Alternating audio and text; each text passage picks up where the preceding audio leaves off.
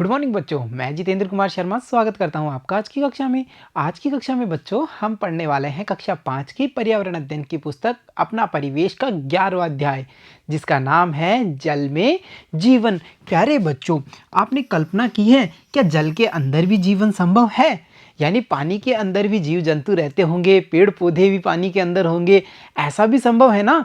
देखा है ना हमने फुदक फुदक कर चलने वाला मेंढक जो जल में भी रहता है और स्थल पे भी रहता है। हमने ये भी देखा है जो मछली है वो पानी में तैरती है, यानी हम कह सकते हैं कि मछली का जीवन पानी में होता है।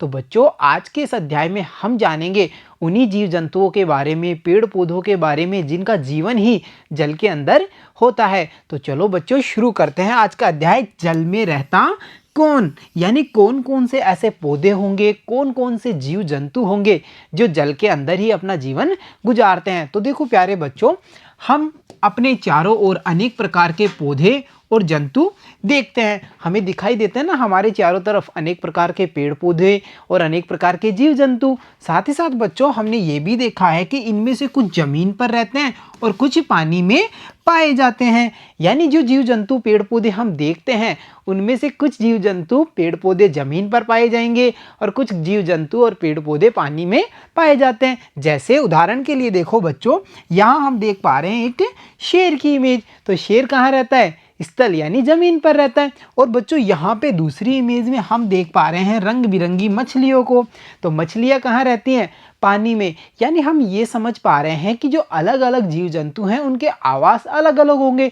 साथ ही साथ बच्चों, ये भी ध्यान रखने योग्य वाली बात है कि जमीन पर पाए जाने वाले पौधे और जंतुओं में से भी कुछ पहाड़ों पर, कुछ मैदानों में, कुछ मरुस्थल में पाए जाते हैं। यानी जहां हमें ये पता चला कि समुद्र में रहने वाले जीव पानी में रहते हैं या पानी में रहने वाले जीव तो पानी में रह रहे हैं, परंतु बच्चों जो जीव जंतु और पेड़ पौधे स्थल यानी जमीन पर पाए जाते हैं वो भी अलग अलग परिवेशों में रहते हैं। जैसे कुछ पहाड़ों पे रहेंगे, कुछ समतल मैदानों में पाए जाएंगे, कुछ रेगिस्तान यानी मरुस्थल में पाए जाते हैं। और बच्चों, इन स्थानों पर देखो सर्दी, गर्मी व बरसात की भिन्नता के कारण वातावरण भी अलग अलग या भिन्न भिन्न होता है। जाहिर सी बात है ना बच्चों, जहां मरुस्थल में बारिश कम होगी, गर्मी अधिक पड़ेगी, वहीं मैदानी क्षेत्रों में हम देखते हैं बारिश अनुकूल होती है। और साथ ही साथ पहाड़ों पर हमें पता चलता है कि ऊंचाई अधिक होती है, यानी वहां पर पथरीली जमीन होगी।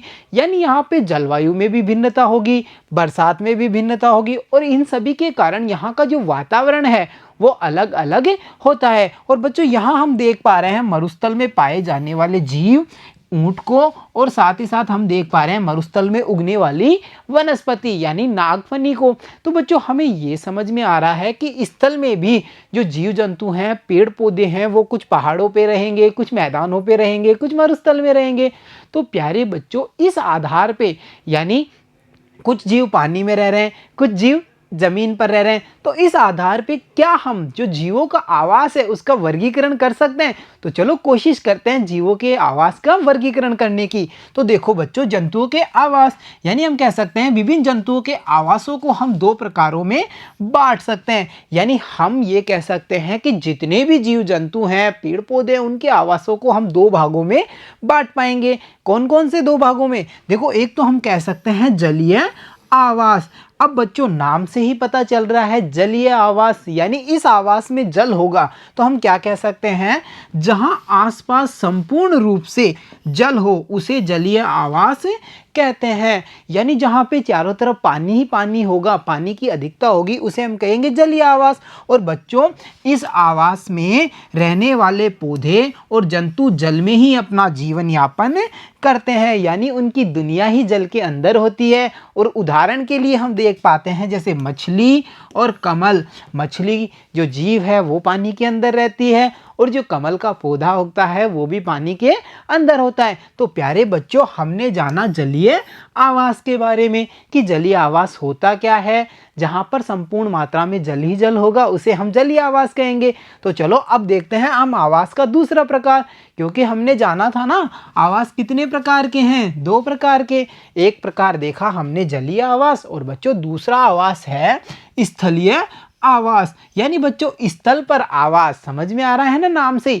जलीय आवास मतलब जल में आवास, स्थलीय आवास मतलब स्थल में आवास। तो देखो बच्चों, हम जिस आवास में रहते हैं वह स्थलीय आवास है, क्योंकि हम पानी के अंदर थोड़े रहते हैं, हम तो जमीन पर यानी भूमि या स्थल पर रहते हैं। तो हम कह सकते हैं ना, हम जिस आवास में रहते हैं वो स्थलीय आवास होगा। बच्चों, इस आवास में वायु, प्रकाश इत्यादि पर्याप्त मात्रा में होते हैं। यानी कि बच्चों, स्थल पर वायु प्रकाश पर्याप्त मात्रा में होंगे, क्योंकि पानी के अंदर इतना ज़्यादा प्रकाश नहीं जा पाता, वायु तो जा ही नहीं पाती होगी, है ना। हम समझ पा रहे हैं ना इन चीज़ों को। तो हम कह सकते हैं कि स्थलीय आवास में वायु और प्रकाश पर्याप्त मात्रा में होंगे। साथ ही साथ देखो बच्चों, जैसा हमने पाठ के शुरू में जाना था कि पहाड़ों में, मरुस्थल में, मैदानों में अलग अलग प्रकार से जो जीव जंतु हैं वो रह रहे हैं स्थलीय आवास में। तो इस आधार पर यानी कह सकते हैं ना, ये आवास वातावरण के आधार पर अनेक प्रकार के हो सकते हैं। हमने चर्चा की थी कि सर्दी, गर्मी और बरसात की भिन्नता के कारण जो आवास हैं उसमें भी अलग अलग प्रकार की वातावरण का निर्माण होता है। तो इसी वातावरण के आधार पे हम बच्चों स्थलीय आवास को भी कई भागों में बांट सकते हैं। तो देखो, जैसे जहां बर्फ हो, सर्दी अधिक रहे, उसे हम कौन सा आवास कहेंगे? सर्दी ज़्यादा है यानी हम कह सकते हैं शीत आवास होगा। इसके अलावा देखो, जहां जल की कमी होगी उसे हम सूखा या शुष्क आवास कहेंगे। और जहां वातावरण में बच्चों ध्यान देने की बात है, पर्याप्त जल हो, अनुकूल ताप हो, उसे हम सम आवास कहेंगे। तो देखो बच्चों, वातावरण का भी स्थलीय आवास पर प्रभाव पड़ता है।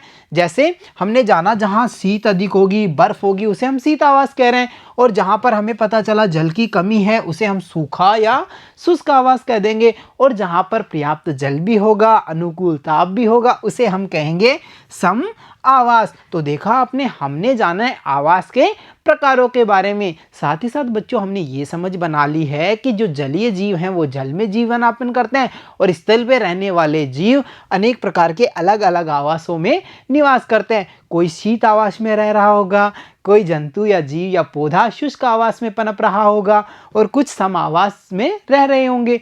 तो हमने जानकारी प्राप्त की है जीव जंतुओं के, पेड़ पौधों के विभिन्न आवासों के बारे में। तो चलो बच्चों, अब प्राप्त ज्ञान का उपयोग करते हैं और कुछ आसान से प्रश्नों पर चर्चा करते हैं। तो देखो बच्चों, सोचिए और बताइए में, यानी बच्चों इस प्रश्न में हमसे पूछा है कि आपने पानी में कौन कौन से जीवों को रहते देखा है।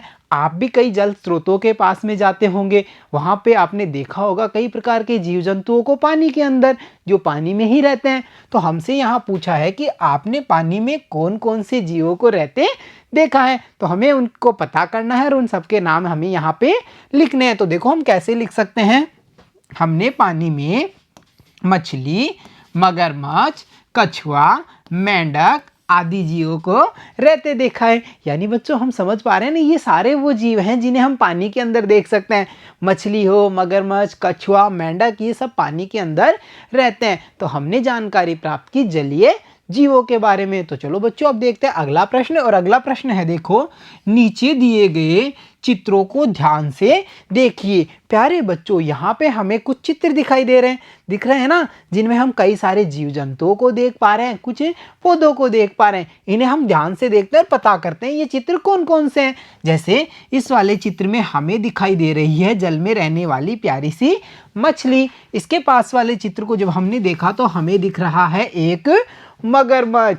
और बच्चों, अगले चित्र में हमें दिख रहा है गुलाबी रंग का कमल का प्यारा सा फूल, यानी कमल का पौधा कह सकते हैं। आगे बच्चों, अगले चित्र में हमें दिखाई दे रहा है धीरे धीरे चलने वाला, काफी समय तक जीने वाला कछुआ। कछुआ और खरगोश की कहानी भी सुनी है ना हमने, तो ये वो कछुआ है। यानी बच्चों, यहाँ चित्र में हमें दिख पा रहे हैं कुछ जीव जंतु और कुछ पेड़ पौधे, यानी पौधे देखे हमने। तो चलो अब देखते हैं इन चित्रों को देखने के बाद में हमें कौन कौन से प्रश्न हल करने हैं। तो देखो बच्चों, चित्र में कौन कौन से जंतु दिखाई दे रहे हैं। यानी बच्चों, प्रश्न में हमसे केवल जंतुओं के नाम पूछे, ना कि पेड़ पौधों के। तो हम क्या लिखेंगे, इस चित्र में हमें कौन कौन से जंतु दिख रहे हैं उनके नाम हम यहाँ लिख सकते हैं। जैसे इस चित्र में मछली, मगरमच्छ तथा कछुआ दिख रहे हैं। क्यों कमल को क्यों नहीं लिखा हमने? क्योंकि कमल पौधा है, और जबकि हमसे तो यहाँ पूछा गया है कि जंतु कौन कौन से हैं, इसलिए हमने लिखा मछली, मगरमच्छ और कछुआ। तो चलो बच्चों अब अगला प्रश्न देखते हैं। अगला प्रश्न है, इनमें से कौन कौन से जंतु सिर्फ पानी के अंदर रहते हैं? यानी बच्चों इन जंतुओं में से भी उस जंतु या उन जंतुओं के नाम बताने हैं जो केवल पानी में रहता है, यानी सिर्फ पानी में।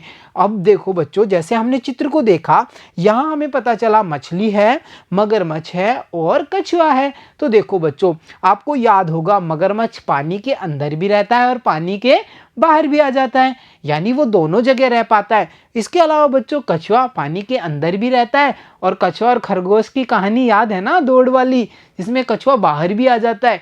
यानी हम कह सकते हैं मगरमच्छ और कछुआ तो दोनों जगह रहते हैं, यानी जल और स्थल दोनों जगह वो रह सकते हैं। परंतु बच्चों, क्या आपने कभी मछली को बाहर देखा है, वो भी जीवित अवस्था में?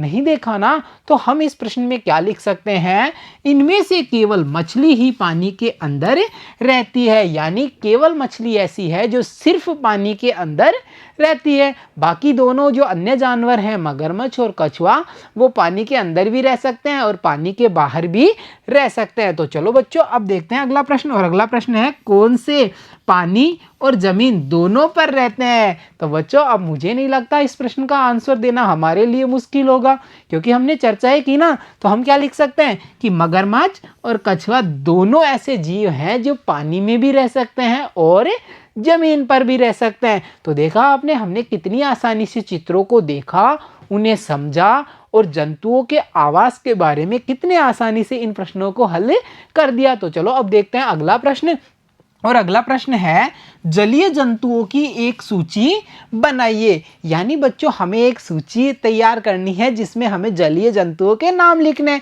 तो हम कैसे लिख पाते हैं या कैसे लिख सकते हैं? तो देखो हम लिख सकते हैं जलीय जंतु कौन कौन, मगरमच्छ, मछली, केकड़ा, इसके अलावा देखो कछुआ, मेंढक आदि हैं, यानी ये जल में रहने वाले जंतु हैं। हमने मगरमच्छ को देख लिया, मछली को हम जानते हैं, कछुए को भी हमने देखा था, मेंढक को भी हमने देखा, और बच्चों यहाँ पे इमेज में आप देख पा रहे हैं एक केकड़े को, और ये केकड़ा भी बच्चों जलीय जंतु होता है, यानी यह भी जल के अंदर ही रहता है। तो जान लिया ना हमने कितने सारे जलीय जंतुओं के बारे में। तो चलो बच्चों अब देखते हैं अगला प्रश्न, और अगला प्रश्न है, कुछ जंतु और पौधे किस कारण पानी में जीवित रह पाते हैं? यानी बच्चों जैसा हमने देखा मछली हो या फिर जो कमल हो या फिर हम कहते हैं मगरमच्छ, कछुए, मेंढक, ऐसे जीव जंतु पौधे पानी में कैसे रह पाते होंगे? अगर हम पानी में चले जाएं तो हमें तो सांस ही नहीं आएगी और हम मर जाएंगे। यानी बच्चों इनमें ऐसी कौन सी विशेषताएं पाई जाती हैं जिसके कारण ये पानी में जीवित रह पाते हैं? तो देखो बच्चों, ध्यान देने योग्य वाली बात है कि पानी में रहने वाले जीव जंतुओं एवं पौधों की जो शारीरिक बनावट होती है तथा इनकी जो विशेषताएं होती हैं वो इस प्रकार की होती हैं कि ये पानी में भी बड़ी आसानी से अपना जीवन गुजार सकते हैं। जैसे बच्चों कमल का जो पत्तियां होती हैं वो मतलब हम कह सकते हैं चौड़ी होती हैं, हल्की होती हैं, पानी पर तैरती रहती हैं और चिकनी होती हैं, इस कारण वो पानी में गलती नहीं है। इसी प्रकार बच्चों मछली के शरीर में ऐसी विशेषताएं पाई जाती हैं जिसके कारण वो पानी के अंदर भी सांस ले सकती है। यानी ये सब वो विशेषताएं हैं जो इन जंतुओं और पौधों को एक अलग प्रकार का जीवन देती हैं, एक अलग प्रकार की विशेषताएं देती हैं ताकि ये पानी के अंदर भी जीवित रह पाते हैं। तो प्यारे बच्चों, हमने जाना कि जल में कौन कौन रहता है, यानी कौन से पादप रहते हैं, कौन से जीव जंतु रहते हैं, उनके बारे में आज की कक्षा में हमने जानकारी प्राप्त की। साथ ही साथ बच्चों हमने ये भी समझ बनाई कि इन जल में रहने वाले जीव जंतु और पौधों में कोई ना कोई खास विशेषताएं पाई जाती हैं जिसके कारण इनका जीवन जल में बड़ी आसानी से गुजर पाता है। तो प्यारे बच्चों, आज की कक्षा में इतना ही। मिलता हूं आपसे अगली कक्षा में, तब तक के लिए धन्यवाद बच्चों।